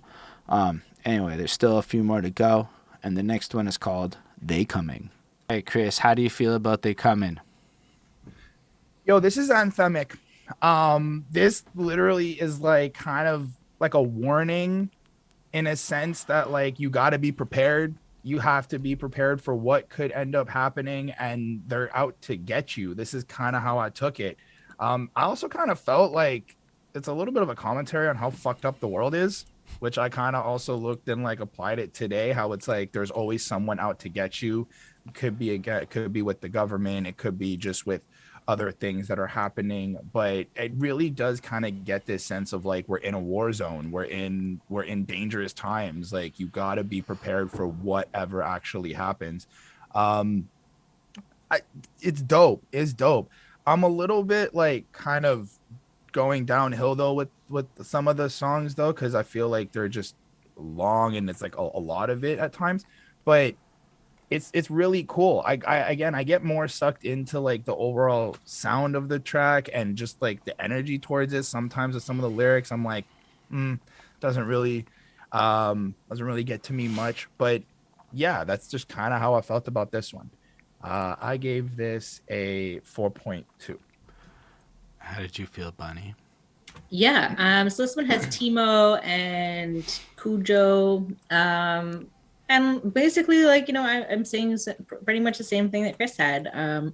Like, ready or not, they're coming for you. And, like, I'm not really sure, like, if it's, like, the bad people or, like, the good people that are coming to defend against them. But, like, either way, like, no matter what, people will come for you. Like, in the end, like, you know, there will always be, like, somebody who has something to... that that wants something from you, I think, a little bit, and like wants to benefit from you, I think. So it's interesting. It is like an interesting topic. And it is like something that I think everybody can relate to. I do really like the harmonica that's like mixed into it. I think that's like a kind of a lesser used instrument, and I think it's cool. And it's very much like Andre 3000. I feel like of him to like include that. But yeah, so it's a good one. It's not like the best song on the album, but it still like is a pretty cool song. So I give it a 4.215. I like this beat a lot. It's one of my favorite ones. I'm a little bit of a sucker for that kind of overall boom, like rock. It feels like a rock hip hop song, like almost more like nu metal-esque in its feel, and I really enjoy that. But then the bars come in the same way in the vocal delivery as they did on the rest of this album, but they still fit the tone. And I just think it's such a left field and interesting vibe shift this late in the album. And I think the topic is super interesting, and it's in a sense like stay strapped, because you don't know who's coming for you and when, and you're gonna get your money and you're gonna go through this whole journey, right? However it is, you're gonna follow the light, and then all of a sudden you're gonna have these people coming. And I feel like the first verse is more looking at the world around you, and then the second verse is really pointing out the corruption in the system, and the way that even at like a systemic level, there's so much bullshit going on. All these different agencies watching over people and really fucking around and interfering. And it's, well, they were right. That stuff was all true. Yep. There was a lot of stuff people said back then that they were very right about. And I love the line, "You don't own nothing." I don't even think they knew that the subscription model era would come and how little we own in this era. Did y'all even know that, like, at least in Quebec, when you buy the land for a house, the government can at any time just take that house from you if there's some clause that allows them for doing it? So you only own your house. Not just in Quebec, it's everywhere. Yeah, fair. So it's like you only own your house as long as people say you can own your land, which is just a wild thought, because people fight so hard for the concept of ownership of a theoretical property. Yep. That literally, y'all may not know it, but Quebec passed a law that basically said they can seize both indigenous territory and farmland from independent people. If the government needs the land, they will take it. It doesn't matter. Quebec just ratified that into a law because the current government has a majority, and now they'll just steal your land. So congrats. Nice job buying that house. It's like cool, it's yours. And yeah, but that's the same thing for when you buy a house, you take out a mortgage, and essentially that mortgage is the bank owning your home. No, but so even your if you, bank but it's just could take okay. your So house away. But even if you pay that off in full, so you pay it off in full, you still don't own it. You're basically leasing it, and you own a lease, and that lease's terms can be changed. And y'all might not like, okay, whatever. I understand wealth and how the equity game works, and I'm not even saying that buying a house isn't like a good investment. It's just that at a technical level, you don't own it. Like, I might own the possessions in my room, but that's only because they're in my room. Y'all could take them from me, and then I don't own them no more. Right? Like, it's just kind of... But, like, also to, like, that sense, like, you don't own anything really ever, forever, because you died. Facts. And so the things that you own today, you may not own them tomorrow because you'll be dead, and somebody else will own them. And it just goes on and on and on. So I just think it's so interesting, because like the next line is, "You bought from them." We might as well just say leasing, which is fair. I lease all the things in my possession at this time, because again, you just got to think about the certain political situation in Eastern Europe at the moment, or where you can just reconsider what possessions even mean. You leave and then you don't own nothing left, right? That's just what it is. Ain't no reason why the preacher and his false teachings keep hot coals over your heads. And it's like, I think about the societal push to do so much dumb shit with money in order to play this weird charade we all play into based on this overarching system that doesn't really want you to win. I don't know. It's a really cool song. And at the end of the day, it's like kind of pointing out the skepticism required to have that true rebellious spirit over this banging hook. It's really good. They really do understand hooks well. I think it's a 4.75. It's a really strong song. And then it flows into track 12 on this, Excalibur. All right, what do y'all think about Excalibur? Well, this one features Goody Mob and Big Rube. All these guys are basically like a family, and that they will kind of like have each other's backs and support each other. And it feels like they are reflecting and being thankful for still being here, for surviving everything that they've gone through together individually as a community and like all the different aspects. Like it definitely sounds like a very powerful coming together type song. Like, so it's, you know, it is like a very like empowering kind of a song. And how they are stronger together, and like they are like, you know, like their unity is bringing people together, you know, literally, and at the same time it's showing like, you know, people can work together. It doesn't have to be like, oh, you're stuck here, you have to only work with these people and you can't work with anybody else. So it is kind of like empowering in like that sense. And I really like the instrumentation, like, you know, and throughout this album as well, not just on this song. Like there is like, you know, a lot of like cool instruments that are like used. And there's quite a lot of horns mixed in. I think there might be like a trumpet or something on this one. And it's really cool. And it kind of gives it like that real old school jazzy kind of vibe to it, which is pretty unique. And like this one, I just felt like would be like really like cool to see like performed live. Like I think that it would be like a really like I think it would like motivate the entire crowd. You know, like it would just be like a really cool feeling. So yeah, I gave this one a 4.6 on 5. I think it's really great. It has really good energy, positive, fierce vibes. It has great production, and it has a really good strength to it. So I like how the follow-up to They Coming is this like battle theme song, and like I just picture like the Dungeon family in the middle of this open plain fighting and just like protecting what they believe in and just protecting their country and shit. And that's like the whole song to me. Just the female vocals in the background with the chanting and the power in the voice, just the way that they like spit the bars, and they're so like cutting and blade intricate, which was really dope to me.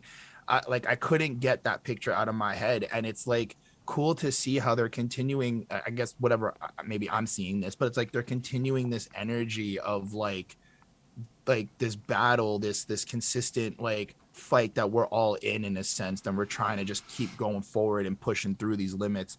What's really also impressive is like the bar level to this song, I felt like just sounded more intricate. Not like that they're not intricate in any other tracks, it's just this one sounded more like it was really about like layering certain bars in a way that like you really have to kind of focus to what they're saying, and then you go into like the anthem part within the chorus and the hooks. So that was really cool. Yeah, like it's really outstanding how they just keep getting better and better throughout like the different tracks. So I left this with a 4.6. I think it's interesting to take the idea of becoming more Excalibur, right? Because, like, what is Excalibur? It's the sword from the Arthur tales where, I mean, you got to be the right person to pull the sword out the rock, right? So you not anybody can can be Excalibur. Like, this requires being a certain type of way, a certain level of being that is different than the average person, right? So I feel like they're trying to exemplify, and as they've done throughout their careers, and the energy they put out. And it almost feels like, in a sense, it's a protest to the corruption of the world. And they go into the corruption again on this song. But in spite of all that, to find the positivity and to find triumph through it within that. And, like, it just feels it here. Like, that chorus just slams. Anybody in the room can just sing to it. And I think it's meant to be a song that pulls people together and unites. It's big, it's large. Like, It feels very climactic, or like a climax and like, you know, a story. Like it's very like this feels like the end of the album proper, and the other two are like bonus tracks. You know, that's what it like really feels like to me. Like the denouement. Like you cannot, like you said, picture the live show, but now it's like you also need the full band, or it's not going to sound like you want it to sound, right? It wouldn't work with just some DJs. This is a big ass fucking production. This has a lot that went into it, and it's just so beautiful.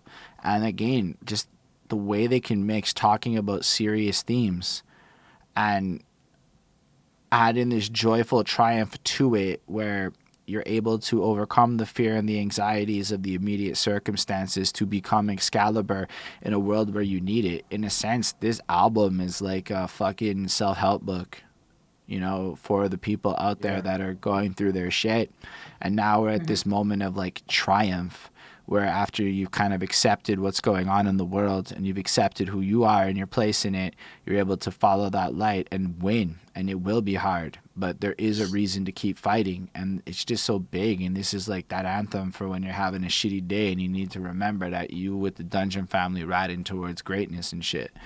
I really think it's really cool. I give it a 4.5. Like, it's so big that it's almost hard to listen to on all the times, but in a project sense, like when you get to this part, it emotionally just carries you to a point of almost tears, because you've gone through so much already. Like, I don't think we've even touched on how many emotions this album evokes. So the curation of these ups and downs hits you with this moment where you're so lost in this giant pledge, this giant like chorus. It's really beautifully done. Like, this is a master class on fucking good album work to me.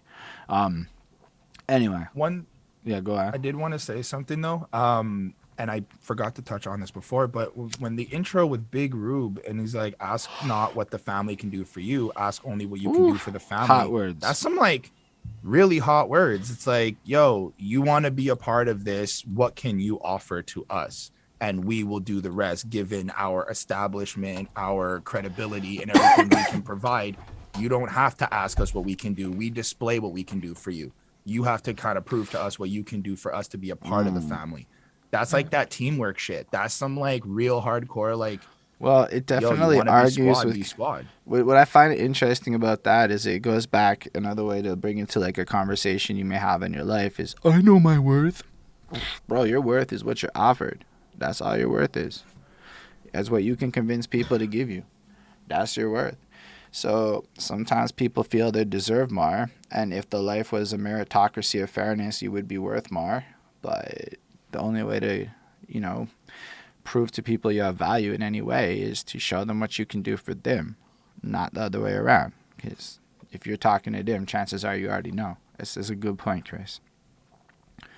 Yeah, let's move on to what is rap? All right, Chris, what do you think about this song? I like how rap is just everything. Like the fact that rap is a deadly MC. Rap is for making some G's. Rap went well overseas. Rap gonna pay off my court fees. Rap is slang from the street corners of your brain.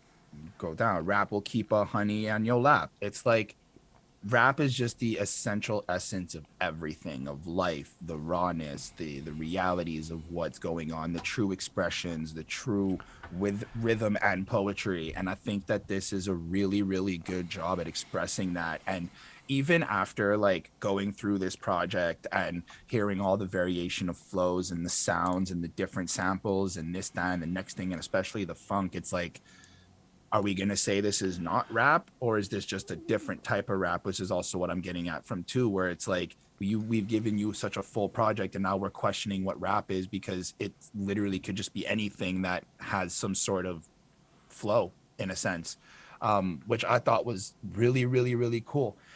Big Rube to me kind of got a little bit more like personal about it, kind of like explaining more of just the situations of where he's kind of from and where he kind of got into rap with, and just explaining like this is what we do to kind of like as a little bit of an outlet. So I did appreciate that, but this is actually a really, really good song for like people who question rap essentially. Like if you're coming into rap and you want to like figure it out, this would be like a good song to listen to kind of get like a start to be like, yo, what is rap? where are we coming from? And then you kind of get this sense of like, oh, it's really just what I make it to be, or at least that's what I'm taking from this. Fair. So I gave this a 4.5 on 5. And what did you get? Yeah. So this is featuring Witch Doctor and Big Rube.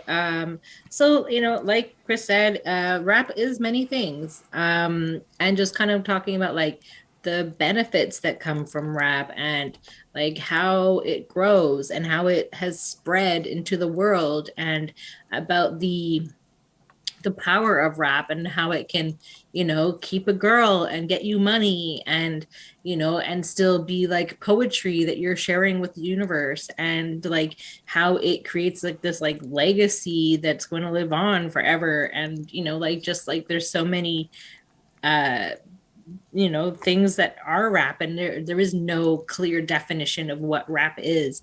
And so it is really like unique in like that sense that it is like all these things, and it can do so much for, you know, anybody and everybody. While at the same time it's still kind of like cool sounding and kind of spacey a little bit, like the it just kind of sounds like spacey a little bit. So I gave it a 4.1 on 5. I thought it was like a unique song, not necessarily something I would go back to, but I think it absolutely serves a purpose. And it gives like the listeners and other rappers, you know, something to think about when they think about rap, that it's more than whatever you think it could be. It's everything. I think in verse 1, Witch Doctor breaks down in a sense what y'all are saying, like rap is kind of everything at this point.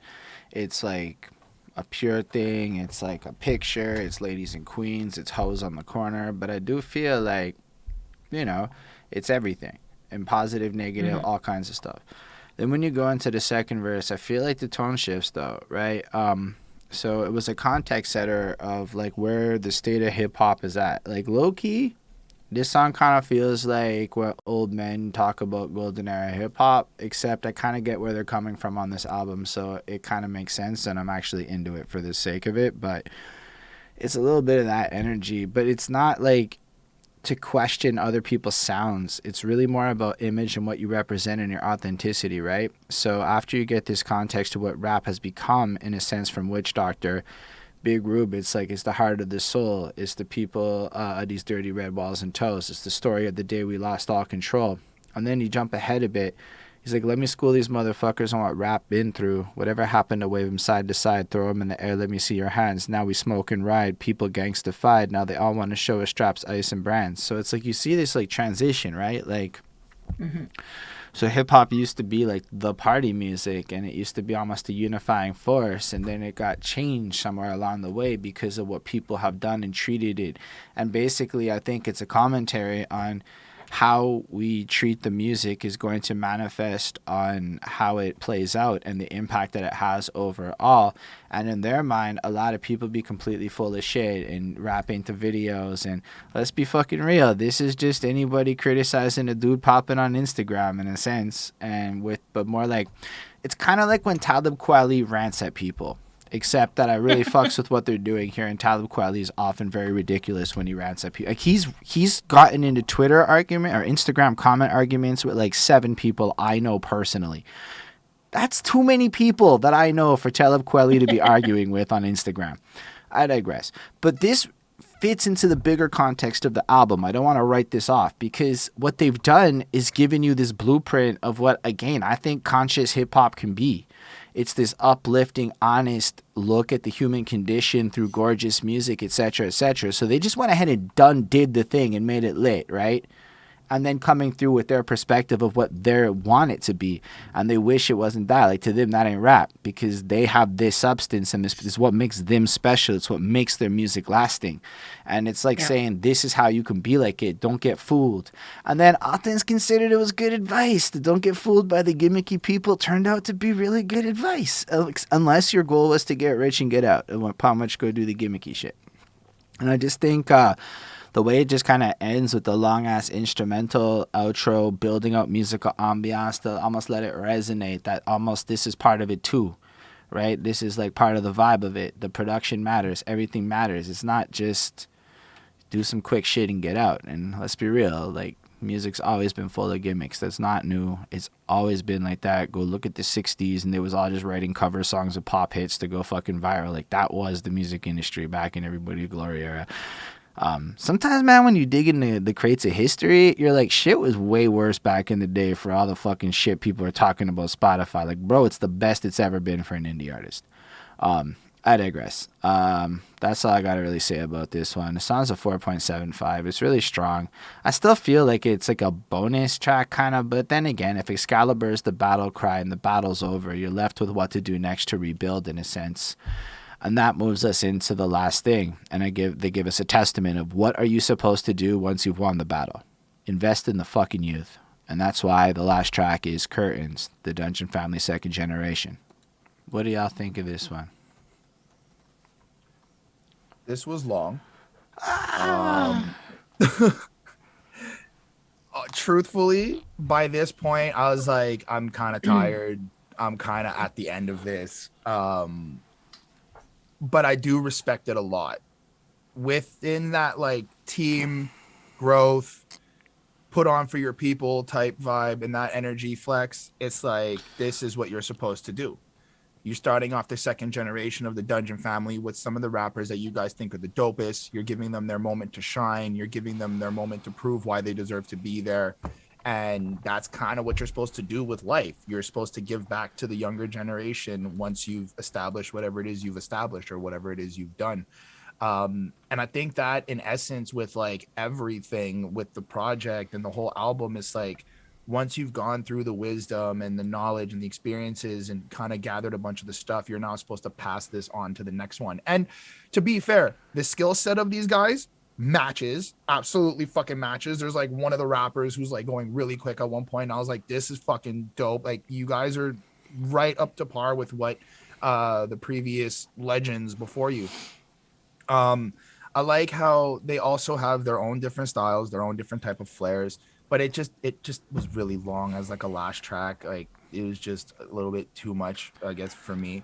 But I think it's dope, and it really does suit like the messaging of the project. So I left it with a 4.2 on 5.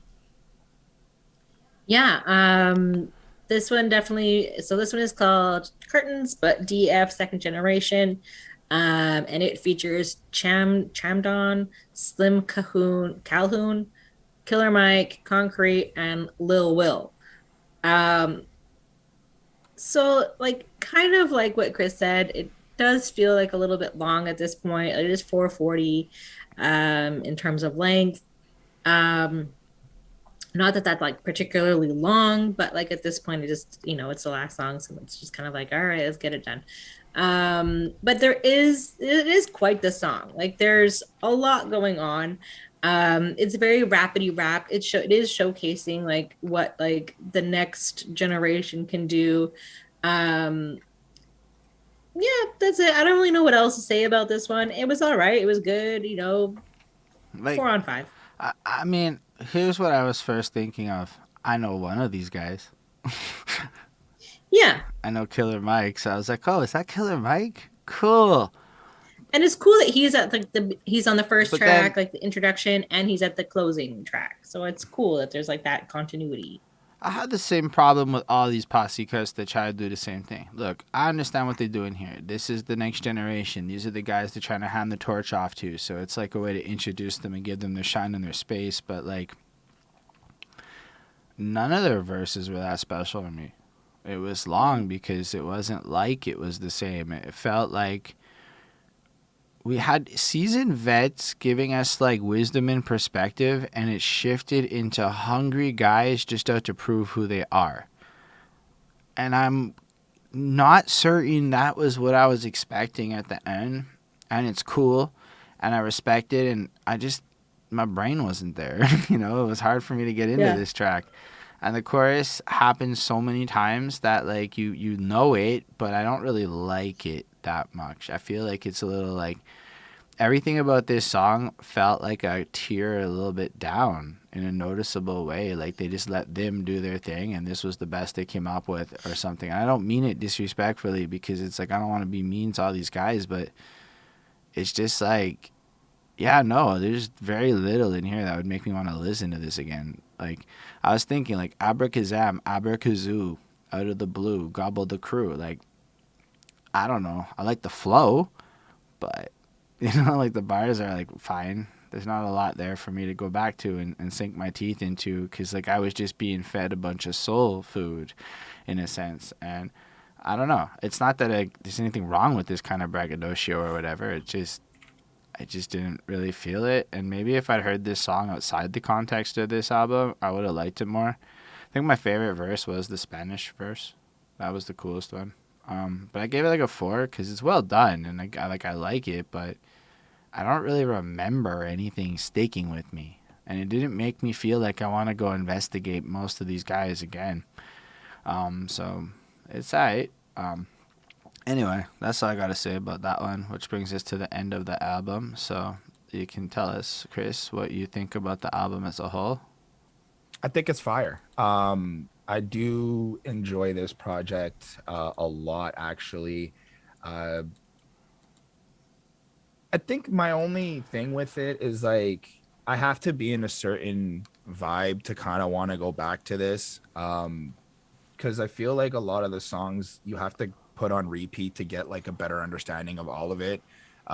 Even with like reading the lyrics at times, I'm still like kind of catching myself like not catching everything or just like the certain tones or the certain ways they're trying to present some of these words. Because I also feel like they're very talented with how they use their voices and how they try to express certain things. So a little bit hard to digest if you're not into like a lot of the quicker flows and the funky sound. But besides that, there's nothing on here that you can't, that like there's every genre here to me.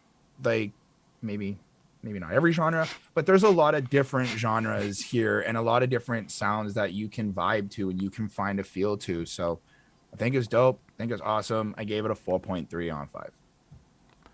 Yeah, for me, like I find like it is a unique album, and I do like really appreciate that all of these rappers came together to make this album and to make a community within rap, and I think that that's really cool. But like for me, like this album, it's like I found that it starts off quite strong and then I find like it slows down early on and doesn't really pick back up, like, which is unfortunate because there's so much talent here. Like, I just wish like there had been more, like, there should have been, I don't know, in my opinion, there should have, like, whatever, but like there should have been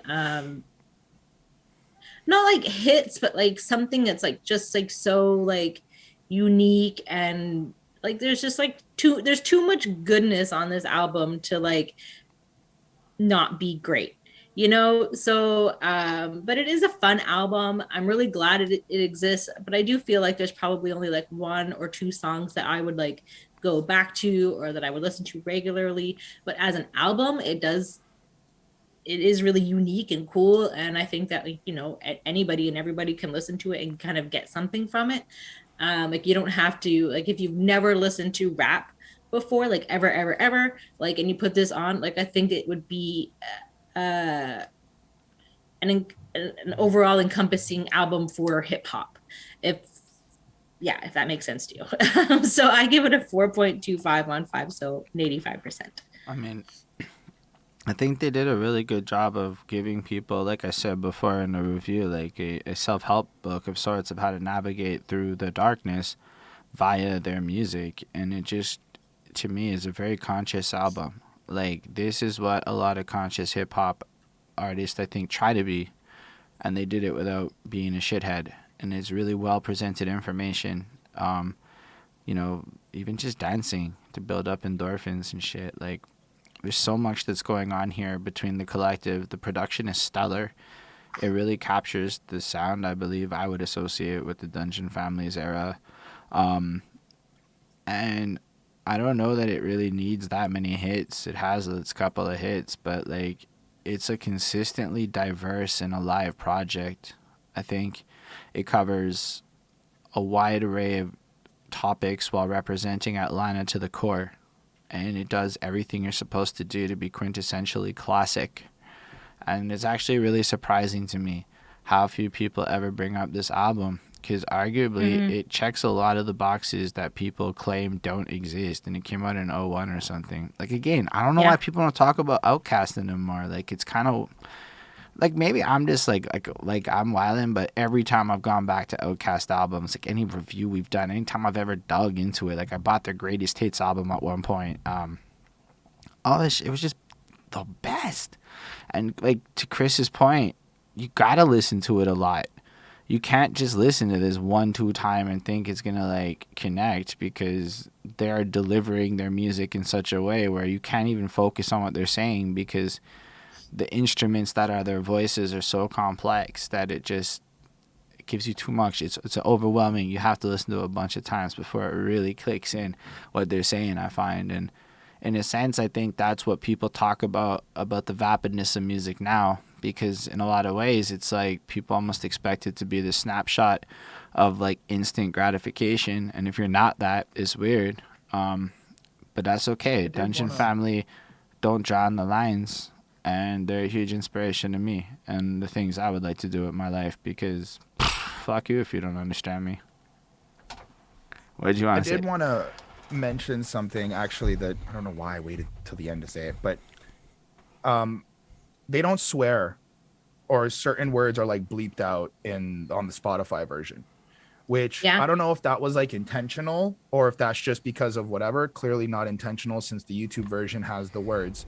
But what I thought was cool was that I'm used to that because of the UK guys. And that was just a weird connection I made, because like in the UK rap, they like blatantly cut some of the words out because either the artists are like dropping certain names of ops or whatever. But like when I first started hearing it and they were cutting out the swear words, to me, it just kind of felt super smooth, because I was like, I'm used to that. And I don't know, maybe I'm thinking it now, but I don't know if that's like something that they may have started or whatnot, or just something I'm putting together. But that was just my last Chris Chrom thought of the interview. Bro, everybody had edited albums back then and shit. It literally says clean version of the album available, because if you want DJs to play your shit, you need fucking edited versions of your cuts. It's actually just people nowadays that have no idea how the music industry works that get kind of surprised by it. But like, I used to get, like, back like when I started rapping, I used to get my dude to send me censored versions of all the songs, and then I never did anything with them, so we stopped doing that. But yeah, that used to be like standard practice based on fucking all the radio rules. If you want your song played, there can't be cussing in it, and BBC and shit, you know. Oh, Lindell's gonna answer the question of why Outkast isn't talked about. Either way, Outkast inspired me for years, yo. They're fucking heavy cool to me. But yeah, they definitely probably did not invent the edited album. Like, I'm gonna go like that. But as far as why that version got uploaded, so I clicked, and the answer to your question is I don't fucking know. It's probably just somebody uploaded it and they had the edited copy, because it doesn't actually seem to have like the published by and all the things that would normally go with an official upload. So it's possible that somebody just uploaded it to Spotify, is what I'm saying, just willy-nilly, and nobody did anything about it. And they were just like, hey, cool, the album's here now. And nobody just said anything, and somebody's just collecting back off of it. Anyway, I'm not saying that's what happened, but this is the world we're in now with digital publishing. So that's why I was saying maybe it's smarter to, like, in the future for classic albums, just check what's on YouTube and shit, because that's where people be uploading the rips. Like, I met a guy at a show that's hunting for mixtapes from Quebec that he's uploading to YouTube direct, like, completely ripped. I digress. I think that's the end of this episode.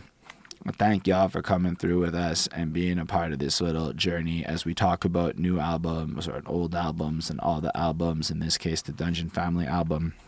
We appreciate everyone that's here with us on the live.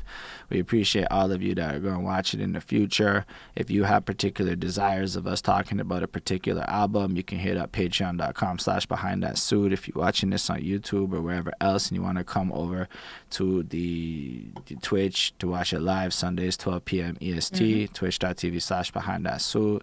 On that note, we appreciate everybody here, and live long and prosper, everyone. Peace, guys. Bye.